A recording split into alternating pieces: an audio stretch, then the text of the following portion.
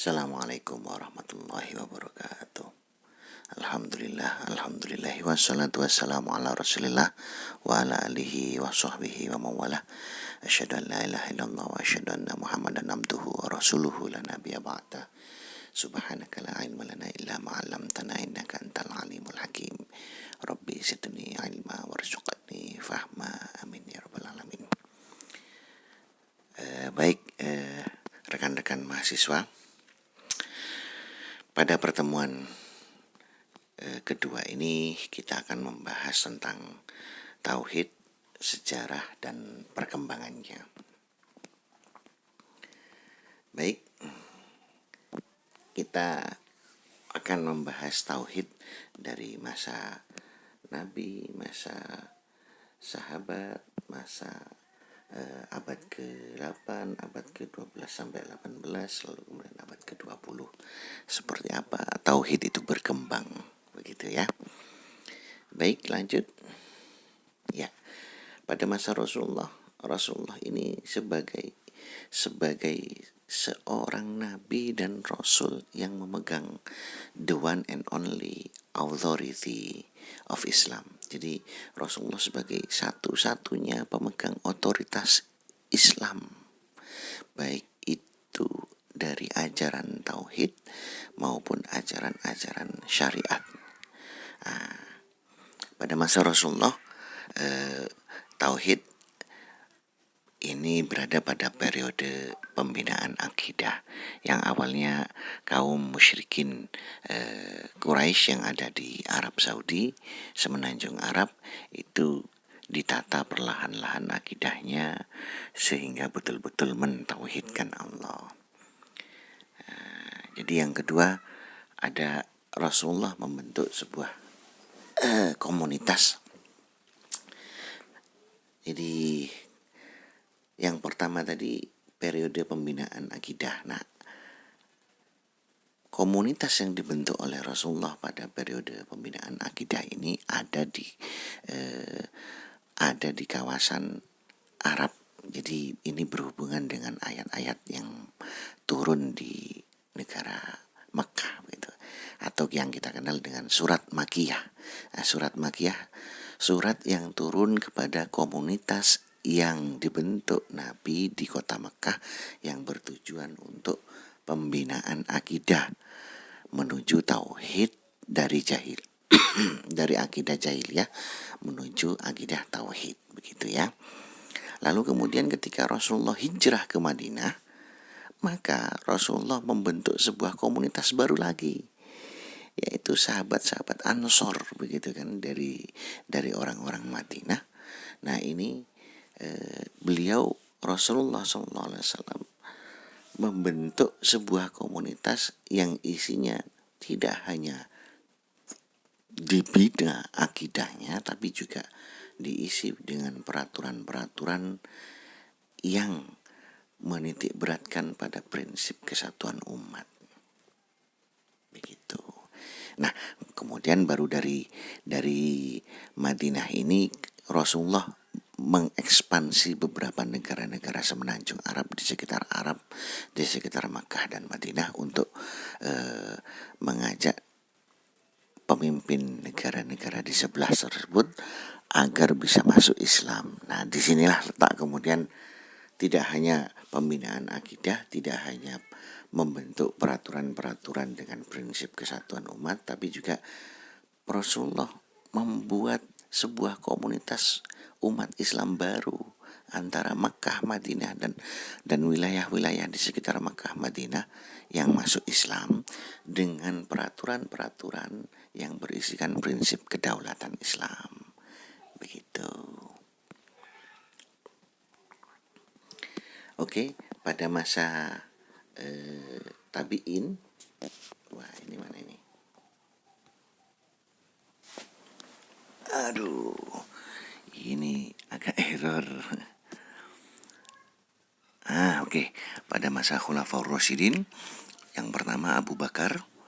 Jadi karena tadi Rasulullah berekspansi menyebarkan agama Islam ke negara-negara di sekitar Mekah dan Madinah, maka saat Rasulullah meninggal, masa transisi antara Rasulullah meninggal dan Khulafa Rasyidin yang pertama Abu Bakar ini masih penuh dengan periode pembinaan kesatuan dan kerukunan umat. Jadi umat-umat Islam yang ada di negara lain itu berupaya untuk disatukan kembali agar tidak pecah pada saat Rasulullah meninggal, setelah wafatnya Rasulullah begitu.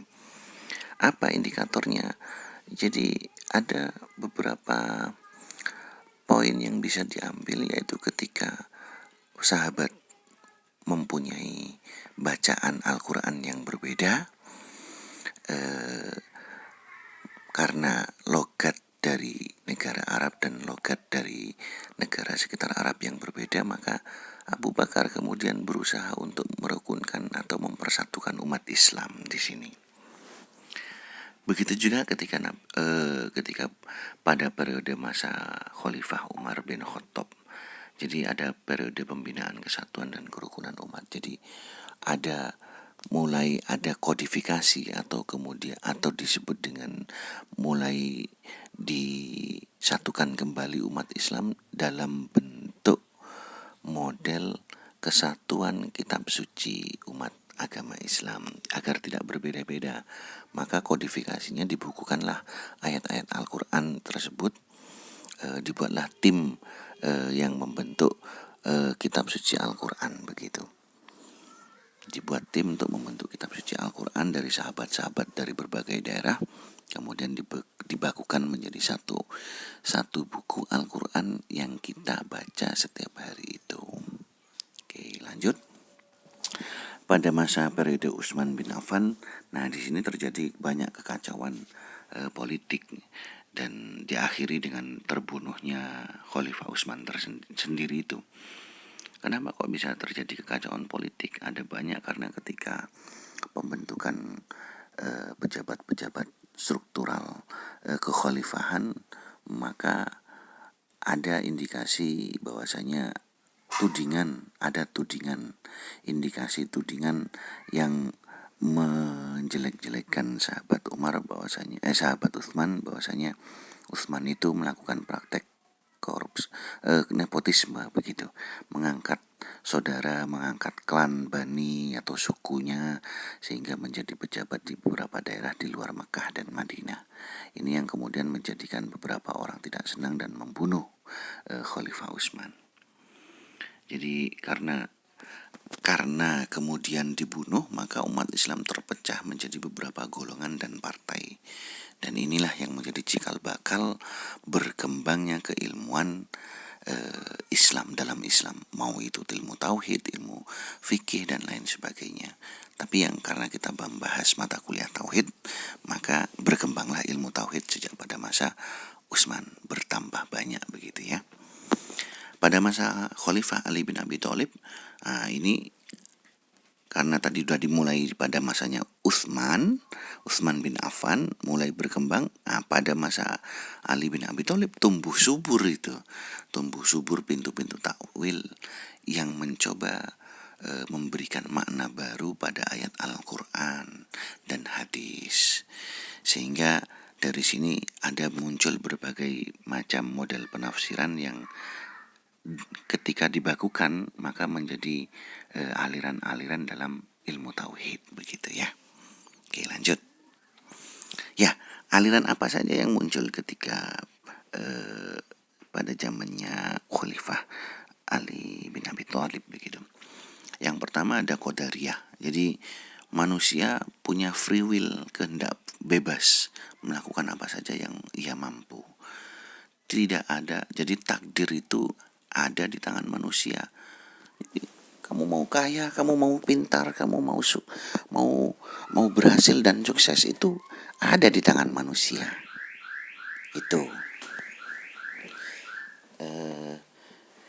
Jadi Allah tidak berhak ikut campur mengatur takdir manusia. Itu ciri-ciri dari aliran Qadariyah. Jadi kalau ada di antara rekan-rekan mahasiswa yang kemudian, atau ada di antara teman-teman yang di luar sana yang berpikiran Oh, manusia itu berhak menentukan dirinya sendiri.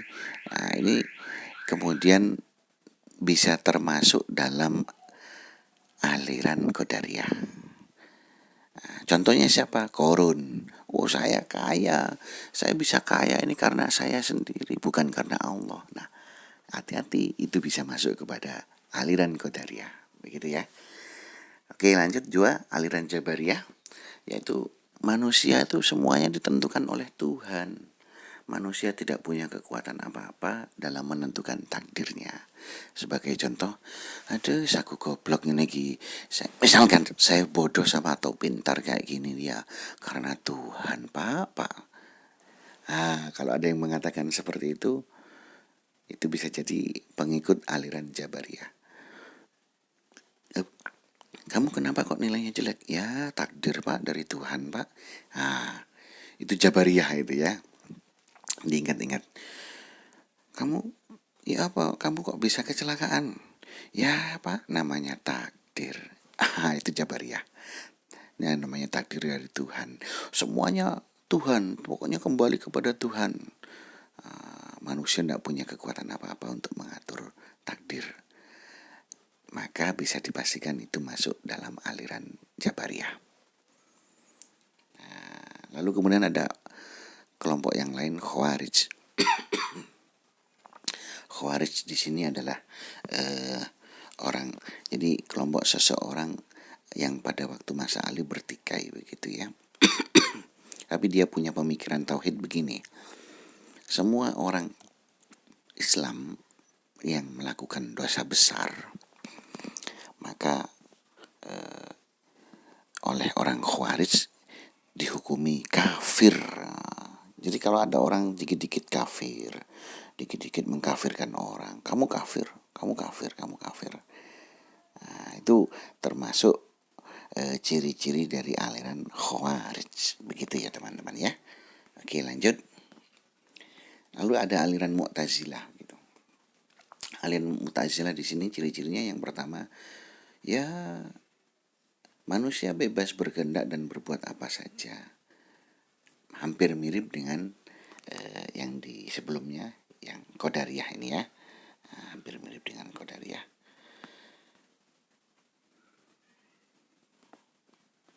Ya, ini kepanjangan. Mana? Nah, ini yang manusia bebas berkehendak dan berbuat apa saja. Lalu yang kedua, Tuhan itu tidak punya sifat apapun yang melekat pada zat Allah. Jadi begini, pada waktu itu muncul aliran yang mengatakan kalau Allah punya sifat, kalau Allah punya zat, lalu kemudian Allah punya sifat, maka sifat ini adalah sesuatu hal yang baru yang melekat pada diri Allah. Maka tidak mungkin hal yang baru itu melekat pada Tuhan begitu. Ya, kalau zat, ya udah zat saja tanpa adanya sifat. Jadi Tuhan itu tidak punya sifat kasih sayang, tidak punya sifat lemah lembut, tidak punya. Itu menurut aliran Mu'tazilah. Itu nanti kita bisa bahas di beberapa lebih jauh dengan materi yang ada di belakang nanti ya. Yang ketiga ciri-cirinya yaitu bagi seorang muslim yang dosanya sama berat ketika ditimbang di hari akhir nanti, sama beratnya dengan pahalanya. Jadi beratnya kalau ditimbang digital itu katakan itu gram-gramannya sama persis. Beratnya 1 kilo lebih 1 gram misalkan berat pahalanya, maka berat dosanya juga sama 1 kilo lebih 1 gram. Nah itu terus gimana Pak? Masuk neraka apa masuk surga? Menurut aliran Mu'tazilah tidak masuk neraka juga tidak masuk surga. Nah terus bertempat di mana Pak? Bertempat di manzilah bainal manzilatain, sebuah tempat yang bukan di surga dan bukan di neraka begitu. Oke, lanjut ada pada masa Ali ini berkembang Syiah juga ya. Syiah ini orang-orang yang mendukung Ali ketika ada arbitrase. Silahkan nanti rekan-rekan cari sendiri, cari tahu sendiri tentang arbitrase di Google begitu ya. Arbitrase atau tahkim antara Ali bin Abi Thalib dan pendukung Muawiyah, lalu kemudian dengan keluarga Rasulullah lainnya yang kemudian rebutan sehingga mengakibatkan terjadinya perang Jamal begitu, perang onta. Oke, Syiah ini ciri-cirinya adalah pengikut setia Ali bin Abi Thalib, mengagung-agungkan Ali bin Abi Thalib daripada sahabat-sahabat yang lain. Tapi Syiah ini juga punya ciri-ciri yang lain, yaitu dia suka membenci Abu Bakar, Umar, Utsman, dan Aisyah. Bahkan kadang Aisyah itu sering disebut dengan wanita yang tidak sopan begitu ya, karena ada peristiwa hadis ifki begitu pada masa Rasulullah. Tapi kemudian Allah membantah bahwasanya Aisyah itu adalah wanita terhormat dan baik-baik, tidak pernah melakukan hal-hal yang keji dan fahisyah begitu. Jadi makanya Allah sendiri membantah ucapannya Syiah begitu terhadap tuduhan hadis ifki begitu. Oke, kita lanjut. Nah, ini pada abad ke-8 ada pertarungan keras antara Mu'tazilah dan Ahlus Sunnah wal Jamaah. Oke, kita perbesar ini. Oh, ini agak error. Oke teman-teman, sebentar ya. Ya, pada abad ke-8 ini aliran Mu'tazilah ini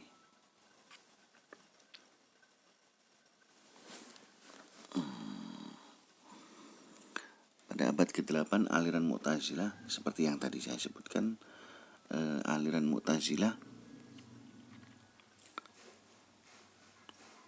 mempersepsikan tauhid zat secara mutlak. Jadi Allah itu hanya mempunyai zat saja tanpa sifat begitu. Lalu kemudian maksudnya Allah itu Maha Esa tanpa ada sifat-sifat yang menjadi pendamping dari zat tersebut. Sebab jika ada wujud sifat yang bukan zat, maka berarti ada bermacam-macam wujud yang kekal, ta'addudul qudama begitu dalam ilmu kalam. Sehingga tauhid menjadi tidak murni. Artinya selain zat kok ada sifat. Sifat ini kan sesuatu bentuk baru yang melekat pada zat gitu. Ada bentuk baru lagi di sini, berarti ada zat di dalam zat begitu. Ini ta'addudul qudama, ini tidak murni menurut Mu'tazilah tauhidnya. Begitu. Nah, dari sini kemudian beberapa ulama Ahlus Sunnah wal Jamaah ini kemudian merespon bahwasanya dengan tegas ulama mazhab Ahlus Sunnah wal Jamaah mengatakan bahwasanya Allah mempunyai sifat selain zat. Kenapa? Karena Allah sendirilah yang menyatakan demikian dalam Al-Quran. Wa huwa ala kulli syai'in qadir. Gitu kan, wallahu alladzi la ilaha illa huwa alimul ghaibi. Allah itu alimul ghaibi, maha tahu hal-hal yang gaib yang tidak diketahui oleh manusia. Al-khaliqul bari'ul musawwiru lahul qahharul fah. Itu di ayat Al-Hasyr, ayat Makro terakhir itu disebutkan, Allah sendiri menyebutkan wallahu alladzi la ilaha illa huwa alimul ghaibi wasyahadah warrahmanur rahim. Allah Maha Pengasih, Maha Penyayang. Al-Malikul Quddus, Al-Malik, Al-Quddus, As-Salam, Al-Mu'min, Al-Muhaimin, dan seterusnya begitu. Allah yang menyatakan bahwasanya Allah sendiri dalam Al-Quran yang menunjukkan dia punya sifat pada zatnya. Nah, sifat-sifat ini tidak sama dengan zat. bahkan lain, tapi ada di dalam zat. Itu menurut pendapat dari Ahlussunnah wal Jamaah. Nah, perbedaannya demikian. Pertarungan di abad ke-8 antara Mu'tazilah dan Ahlussunnah wal Jamaah itu berada pada seputaran Allah itu punya zat, punya sifat atau tidak. Kalau punya zat, apakah harus punya sifat? Nah, ini semua dijawab tadi di slide yang sekarang. Oke, lanjut.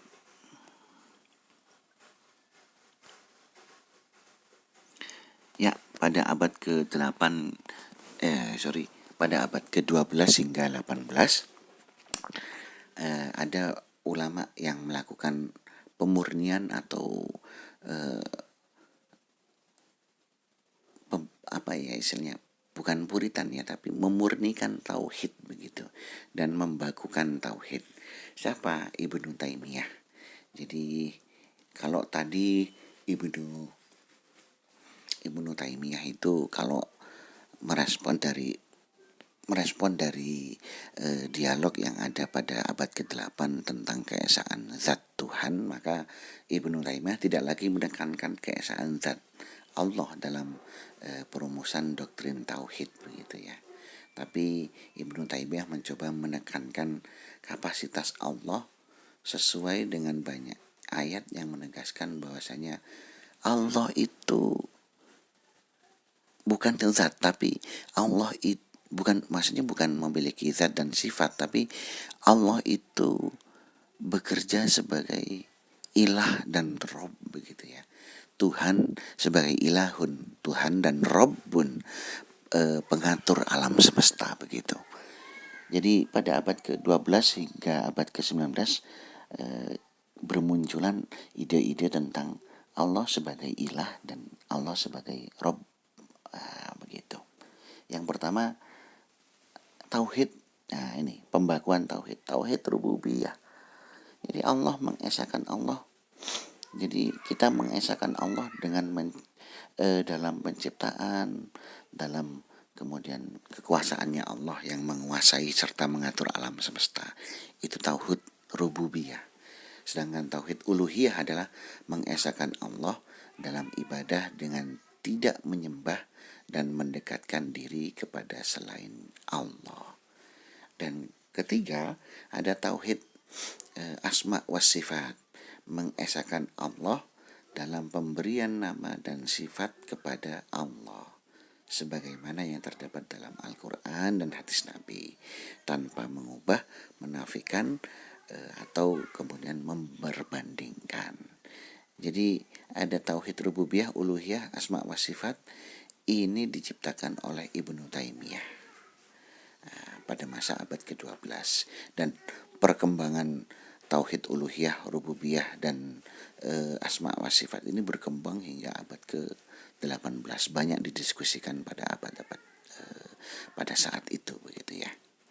Begitu teman-teman, kita lanjut. Nah, ini pada abad ke-20,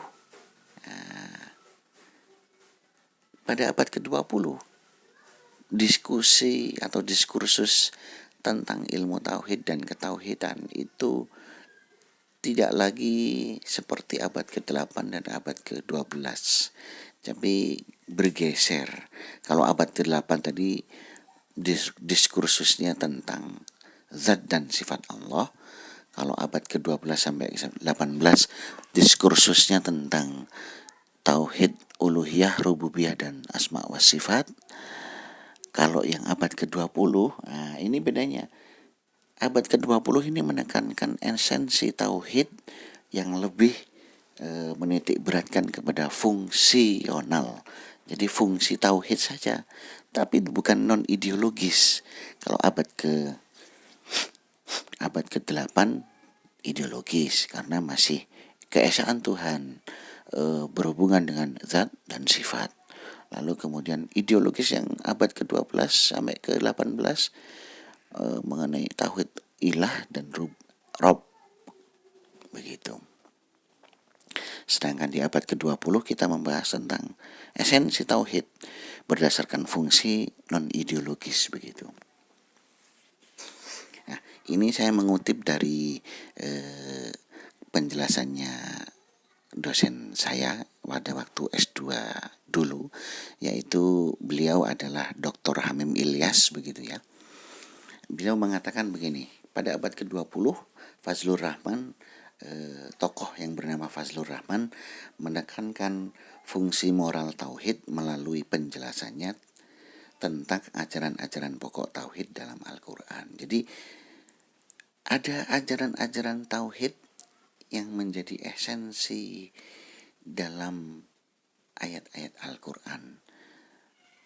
Nah, ajaran esensi yang berupa esensi tauhid ini kita bisa temui dalam tema-tema ketuhanan, tema-tema manusia sebagai individu, manusia sebagai anggota masyarakat. Ini berhubungan erat dengan fungsi tauhid bagi manusia sebagai anggota masyarakat. Fungsi tauhid dalam alam semesta. Bisa Pak? Bisa. Bagaimana? Silahkan baca bukunya Fazlur Rahman ya. Lalu kemudian ada esensi tauhid dalam kenabian dan wahyu. Ada esensi tauhid dalam eskatologi atau akhirat begitu ya. Ada setan dan kejahatan dan komunitas muslim. Nah, ini menurut Fazlur Rahman. Sedangkan tokoh yang pada abad ke-20 yang menekankan esensi tauhid lainnya selain Fazlur Rahman, yaitu yang kedua adalah Ismail Roji Al-Faruqi. Al-Faruqi lebih menekankan fungsi nilai sebagai prinsip dalam semua bidang kehidupan melalui penjelasan Al-Faruqi tentang tauhid sebagai inti pokok agama Islam yang menjadi prinsip dalam sejarah, dalam ilmu pengetahuan, dalam metafisika, dalam etika, dalam tata sosial, umat, keluarga, lalu kemudian tata politik, tata ekonomi, dan estetika. Nah, ini lebih kepada fungsi esensi tauhid yang non ideologis begitu ya. Bisa masuk ke segala macam, ini lebih fleksibel daripada yang abad ke-18 dan daripada abad ke-12 sampai 18 itu. Nah, itu dia yang bisa saya sampaikan. Silahkan nanti lihat tugas-tugas selanjutan yang akan diberikan oleh dosen untuk terkait pertemuan kedua ini. Billahi taufiq wal hidayah, semoga bermanfaat. Wassalamualaikum warahmatullahi wabarakatuh.